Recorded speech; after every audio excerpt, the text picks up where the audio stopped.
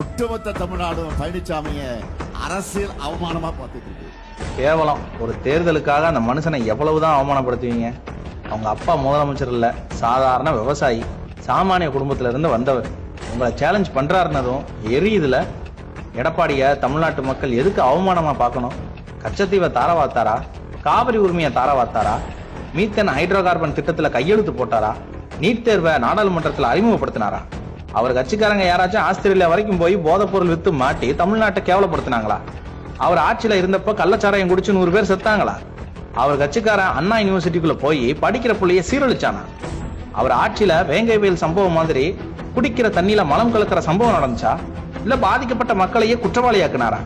இலங்கையில 1 லட்சம் தமிழர்களை கொண்டு போட்டப்ப மத்தியில மந்திரி பதவி கேட்டு பேரம் பேசிட்டு இருந்தாரா? எதுக்கு அவரை தமிழ்நாடு அவமானமா பார்க்கணும்? இதையெல்லாம் செஞ்சவங்களே அவமானம் இல்லாம இருக்கீங்களே. அவர் ஆட்சியில இருந்தது 4 வருஷம் தான்.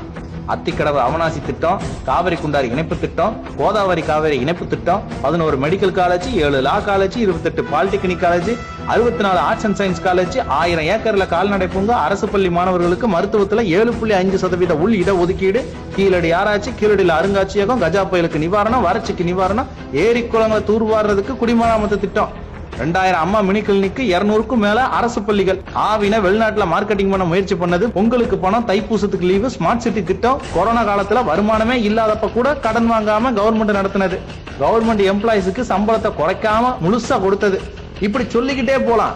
இன்னும் லிஸ்ட் இருக்கு. இத்தனையும் செஞ்சது 4 வருஷத்துல. சரி 1 வருஷம் கொரோனால முடங்கிருச்சு. ஜஸ்ட் 3 வருஷத்துல இதெல்லாம் செஞ்சிருக்கிறாரு. ஸ்டாலின் சார் 5 வருஷம் ஆட்சி செஞ்சிருக்கிறாரு. எங்க இந்த மாதிரி எஃபெக்டிவான ஸ்கீம்ஸ் எவ்வளவு செஞ்சிருக்கிறாருன்னு சொல்லுங்க.